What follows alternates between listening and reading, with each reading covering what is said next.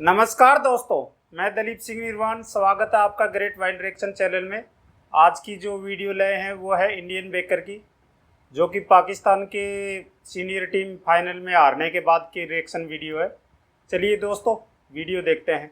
आशिक हूँ मैं।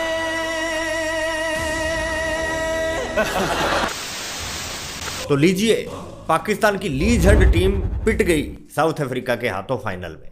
बड़ी खुश थी पाकिस्तानी टीम कि भाई इंडिया से सामना हुआ नहीं। पहले लीग मैच में उसूलों और गैरत की फतह हुई और उसके बाद सेमीफाइनल में जीत लिया। अब तो भाई ट्रॉफी हमारी है, लेकिन ट्रॉफी फिर भी ना हुई इनकी, इसलिए गालियां पड़ना तो लाजमी है। पीसीबी से भर भर के गालियां पड़ी है भाई। पीसीबी ने बोला आइंदा से हमारा नाम यूज मत करना, जहां जाते हो पाकिस्तान का नाम बदनाम करते हो। पाकिस्तान का नाम तो पहले ही बदनाम है। उन्होंने कौन से झंडे गाड़ दिए भाई? ये पाकिस्तान की टीम नहीं जाती थी ये वर्ल्ड कप, चैंपियंस ट्रॉफी ये सब करने में? जाती थी ना पाकिस्तान की टीम। उसने कौन से झंडे गाड़ दिए यार? जो आप कह रहे हो कि आपके जो बुढ़े प्लेयर हैं वो जलील कर रहे हैं। क्या बोला? बुढ़े प्लेयर यही बुढ़े प्लेयर जब खेलते थे, इन्होंने भी तो पाकिस्तान को, ये पाकिस्तान का झंडा पहन के, पाकिस्तान की जर्सी पहन के, पाकिस्तान की टी शर्ट पहन के, इन्हीं बुढ़ों ने जब ये खेलते थे उन्होंने तब पाकिस्तान को जलील करा था। वो कह रहे हैं कि जब हमने पहले जलील करा था वही चीज तो हम आगे ले जा रहे हैं। मुझे समझ में नहीं आया मोहसिन नकवी चाहता क्या है। बदला पाकिस्तान के नाम की किसको पड़ी है? खड्डे में जाए पाकिस्तान का नाम मोहसिन नकवी की बला से। मोहसिन नकवी को तलाश थी बदला लेने के लिए एक मौके की, वो मिल गया। जरा रोशनी डालिए। ये क्या इनका वो अफरीदी और बाकी के वो क्या बोले थे सर आप? बुढ़े प्लेयर हैं। हाँ जी, इसी बुढ़े प्लेयर ने मोहसिन नकवी की शान में कुछ वक्त पहले क्या कहा था, आपको याद ही होगा। मोहसिन नकवी को क्रिकेट का कुछ नहीं पता। ऐसे लोगों को बनाएं जो क्रिकेट को जानते हो, जो ग्रास रूट लेवल क्रिकेट को जानते हो। अरे कहना क्या चाहते हो? उन्हें क्रिकेट के हवाले से इतना नहीं पता ज्यादा, वो मैं समझता हूँ कि इस काबिल नहीं है कि वो नहीं है इस काबिल की पीसीबी चला पाए। मोहसिन नकवी साहब कुछ नहीं कर पाएंगे और मोहसिन नकवी साहब को डिसीजन लेना पड़ेगा। या इंटीरियर मिनिस्ट्री लेनी है उन्होंने, या पीसीबी लेनी है, तो एक डिसीजन उनका लेना पड़ेगा, या उस तरफ रहें या पीसीबी, क्योंकि पीसीबी की दुनिया, क्रिकेट की दुनिया टोटली डिफरेंट है। तब ये बेचारा ज्यादा कुछ नहीं बोल पाया था, बस इतना ही कहा था कि वक्त बताएगा।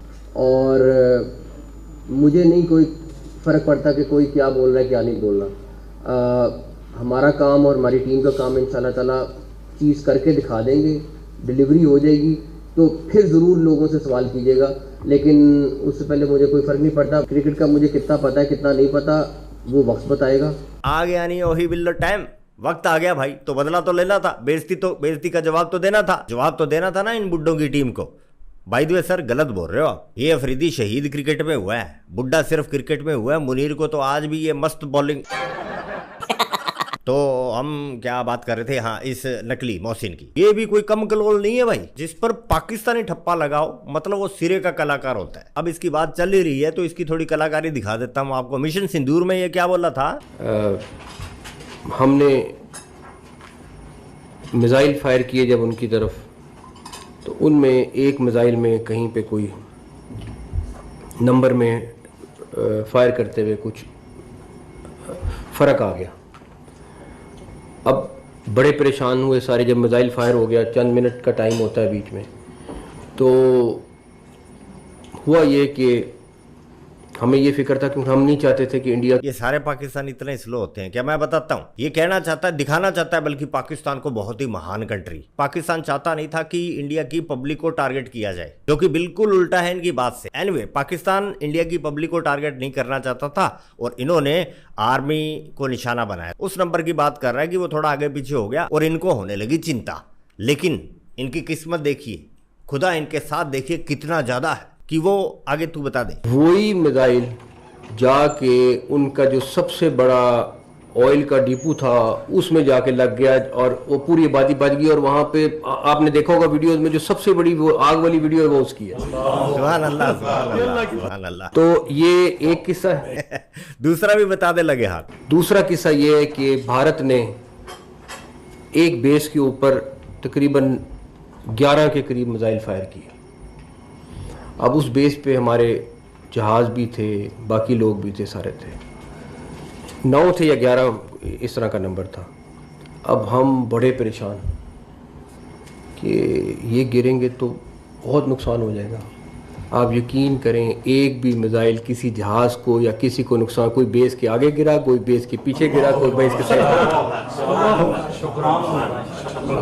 ये वो दो मिसालें हैं जो इनकी क्रिकेट टीम पर पूरी तरह से फिट बैठती है भाई। ये जो टारगेट लेके चलते हैं वैसा कुछ होता नहीं है, खुदा इनके साथ होता है और कुछ और ही हो जाता है। और झोंपड़ी वालों का सिस्टम देखो कितना स्लो है। इंडिया की मिसाइलें जब आ रही थी तो ये कभी मिसाइल को देखते थे और कभी चिंता कर रहे थे कि अब क्या होगा।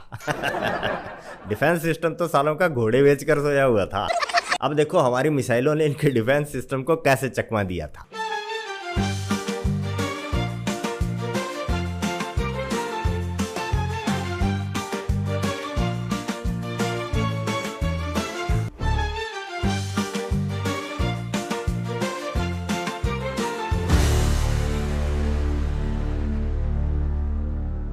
गिर गई थी आगे पीछे सारी मिसाइलें, खड्डे बना दिए थे तुम्हारे रनवे पर, जिनको आज तुम तेल का कुआं समझ के अमेरिका को इनवाइट कर रहे हो। आ जाओ तेल निकालें, तेल निकालें। ये कहां से तेल नजर आ गया हमें? पहले तो इस तेल का पता ही नहीं था जिसका ट्रंप जिक्र कर रहा है। अब ट्रंप ने बोला तो मान लो ना कि तेल है। सही सही। क्या पता ऐसा दिन भी आए कि पाकिस्तान भारत को ऑयल एक्सपोर्ट कर रहा हो। बिल्कुल हो सकता है, दिल में बस तमन्ना होनी चाहिए। तमन्ना तो सालों तुम्हारी बरसात की पूरी नहीं होती मैच में। जब तुम्हें मैच में बरसात चाहिए तब होती नहीं है, और जब दुआ मांग रहे होते हो कि ना हो तब हो जाती है। ये फौजन फजी सही कहती है, खुदा नाराज है शायद। बहनों भाइयों मित्रगणों सज्जनों, जैसे ही ट्रंप ने बोला कि पाकिस्तान में तेल है तो पाकिस्तानी इतने खुश हो गए, खुश क्या हुए समझ लीजिए भैया, बावले हो गए। कुदाल लेके गैंती लेके सब अपने गार्डन में दे खोद कि अब निकल रहा तेल। आगे ही खुदा पड़ा था पाकिस्तान, गली गली में खड्डे हो रखे थे और खोद दिया। पाकिस्तानियों की सोच भाई 5-10 किलोमीटर नहीं, सीधा 50 साल आगे की। इतना तेल है कि वो तेल पाकिस्तान बेचेगा और तेल कर देगा। तेल पूरी दुनिया में होगी। तेल की बोतलें हम अपनी जेबों से निकाल कर पूरी दुनिया में लेकर जाएंगे। मतलब तेल भी घर से लेकर जाएंगे। इसको काट देना यार, ये थोड़ा किस लिए। सर्विस की क्वालिटी देखो कि अब तेल भी घर से लेकर जाएंगे जेब में। ये भूखा नंगा देश, खास अवाम 4-4 दिनों बाद रोटी खाती है। और अमेरिका कह रहा है तेल है यहाँ पे। अमेरिका की बात को तो ये भाई पत्थर पर लकीर की तरह समझते हैं। अमेरिका का क्या, अमेरिका ने तो ये भी कहा था कि भारत ने रशिया से तेल लेना बंद कर दिया। फेक न्यूज भी हम लोगों को नजर आई थी जिसमें ये कहा गया था कि इंडिया रशिया से कोई भी जो क्रूड ऑयल है वो परचेज नहीं करेगा। और बहुत सारे जो जर्नलिस्ट थे वो ट्रंप के पास पहुंच गए। उन्होंने कहा कि क्या सच में ऐसा है? तो ट्रंप ने आगे से रिस्पॉन्स दिया कि मुझे तो अभी तक ऐसा कोई आइडिया नहीं है, लेकिन अगर इंडिया ऐसा कर रहा है तो बहुत अच्छी बात है कि वो रशिया से अपने जो ताल्लुकात हैं वो बायकॉट करता हुआ दिखाई दे रहा है। ट्रंप ने अनाउंस कर दिया कि मुझे पता नहीं सही है कि गलत है, लेकिन मैंने ऐसा सुना है, मेरे सूत्र ऐसा बताते। इसके कोई सूत्र नहीं, इसने सोशल मीडिया में पढ़ लिया होगा, मैं आपको बता।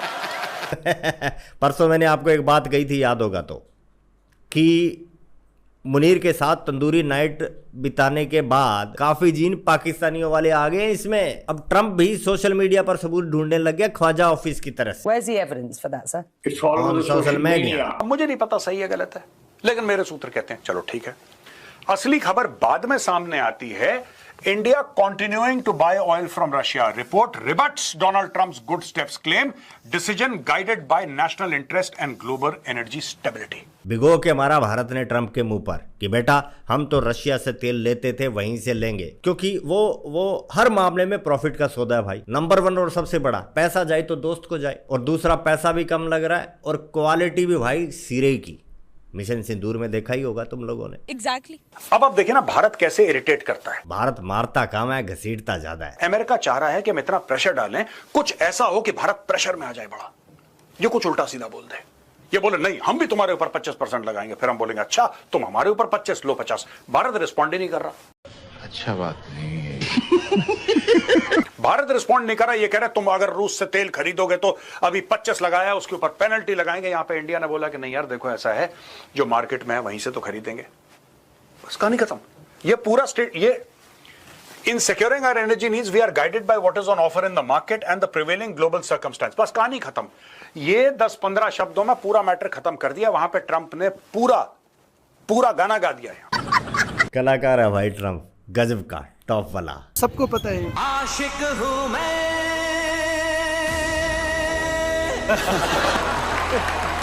कातिल भी हूँ।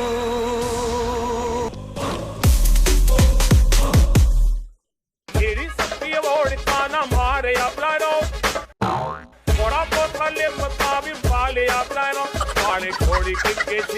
ਅਸੀਂ ਖਾ ਲੇ ਅਬ ਗਇਓ ਐਵੇਂ ਕੁਆਲਿਟੀ ਡਿਲੀਵਰੀ ਨਾ ਸਾੜੇ ਅਬ ਗਇਓ ਤੈਨਾਂ ਵੀ ਨਾ ਡੋਪ ਜੋ ਪਮਾੜੇ ਅਬ ਗਇਓ। तो बहनों भाइयों मित्रों सज्जनों आज के लिए बस इतना ही। दरबार खल्लास मिलते हैं नेक्स्ट वीडियो में। चलिए दोस्तों, वीडियो खत्म हो गया, यहीं तक ही था। अब पाकिस्तानियों को सईद अफरीदी को पीटीवी का चेयरमैन बना देना चाहिए, क्योंकि क्रिकेट से तो उन्होंने संन्यास ले ही चुके हैं और राजनीति भी बढ़िया कर लेते हैं। और अब आ जाते हैं तेल के बारे में। भाई ने वैसे ठीक कहा, बड़े बड़े खड्डे जो हमने किए हैं बरमोस से इनके रनवे पर, कहीं वहीं से तो तेल नहीं दिख गया है। क्यों भाइयों, ऐसा ही है ना? आप हमें कमेंट करके ज़रूर बताना। या फिर दूसरी बात भी हो सकती है, पाकिस्तान में महंगाई दिन प्रतिदिन बढ़ती जा रही है, भ्रष्टाचार दबा करके है,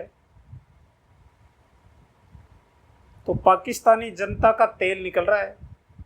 तो कहीं ऐसा तो नहीं है ट्रंप ने वही तेल देख लिया हो जो पाकिस्तानी जनता का निकल रहा है? क्यों भाइयों, क्या यही तेल देखा है क्या ट्रंप ने?